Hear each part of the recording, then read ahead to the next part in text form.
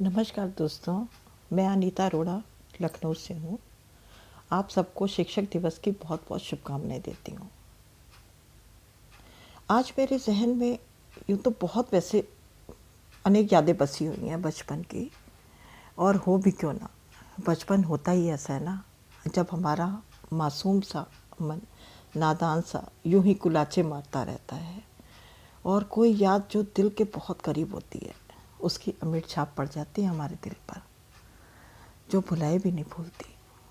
तो दोस्तों, उन्हीं में से एक याद मेरे दिल पर अमिट छाप छोड़ चुकी है बचपन की। लीजिए प्रस्तुत करती हूँ।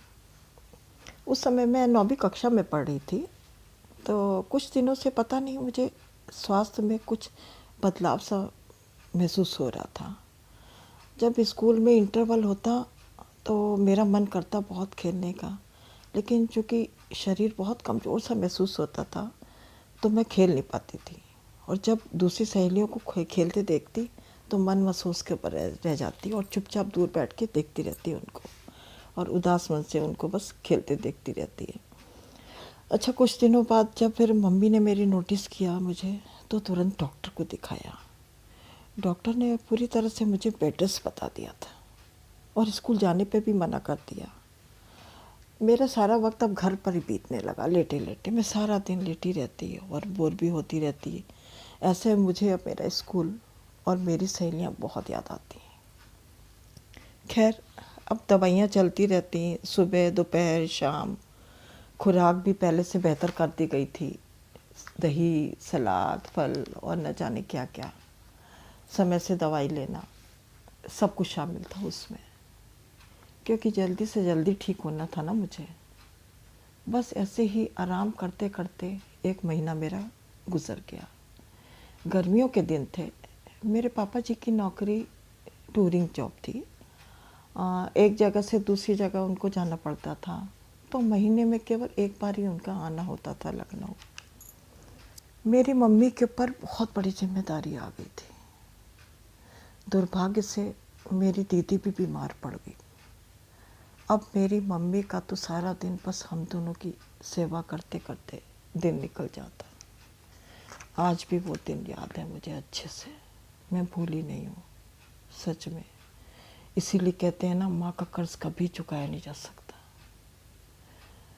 बस धीरे धीरे हम दोनों बहनें स्वस्थ होने लगी थी। एक दिन मम्मी को अचानक याद आया कि स्कूल की फ़ीस तो वो जमा करना ही भूल गई, और वो व्यस्त रहते शायद उनके दिमाग से निकल गया था।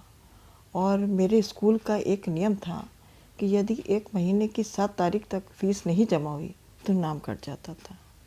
उन दिनों ये मेरे स्कूल का ये नियम था।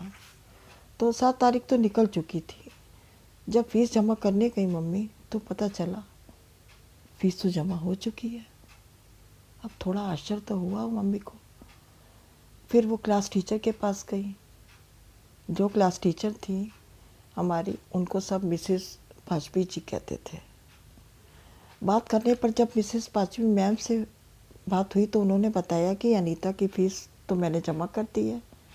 बहुत दिनों बाद जब आपके घर से कोई नहीं आया तो फ़ीस जमा करने पर जब आपके घर से कोई नहीं आया तो मुझे लगा कि कोई मजबूरी आ गई होगी, वरना तो फ़ीस जमा हो जाती।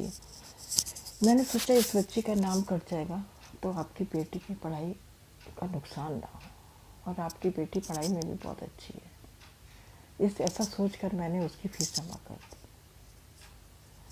मम्मी का मन कृतज्ञता से भर गया। मम्मी ने उनको धन्यवाद किया, जबकि धन्यवाद शब्द बहुत छोटा होता है, और उनको फ़ीस के पैसे देकर वो घर आ गए।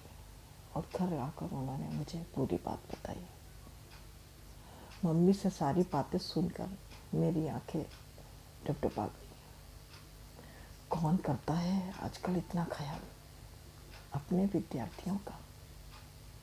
उन्होंने तो उदाहरण प्रस्तुत कर दिया। मेरा मन भावुक उठा और उनको हृदय से नमन किया। मैंने स्कूल जाना फिर से शुरू कर दिया था, क्योंकि इम्तिहान नज़दीक आ रहे थे और मेरा कोर्स भी काफ़ी पिछड़ चुका था। मेरी मैम तो हाँ, मेरी मैम ने मेरी बहुत मदद की। उन्होंने मुझे दूसरों से कॉपी दिलवा दी थी। इस प्रकार से मेरा सारा कार्य जो छूट चुका था वो सारा उन्होंने पूरा करवा दिया था, कोर्स ख़त्म करवा दिया था। मैंने भी बहुत परिश्रम किया, जी भर के पढ़ाई की और अच्छे नंबर से पास हो गई। दोस्तों, शिक्षक दिवस तो केवल एक ही दिन का होता है ना, लेकिन सच मानो तो मेरे विचार में यह दिन प्रतिदिन होता है। ऐसे शिक्षकों को जो एक मिसाल कायम करते हैं बिना किसी दिखावे के, उनके सामने एक शिक्षक दिवस बिल्कुल गौण है। मैं हमेशा नतमस्तक रहूँगी उनके साथ साथ, जिन्होंने मुझे नैतिक मूल्यों का अर्थ भी समझाया। उससे पहले मेरे माता पिता, मेरे ईश्वर, आप सबको मेरा बहुत बहुत नमन। सबसे पहला शिक्षक दिवस उन्हीं को जाता है। धन्यवाद दोस्तों।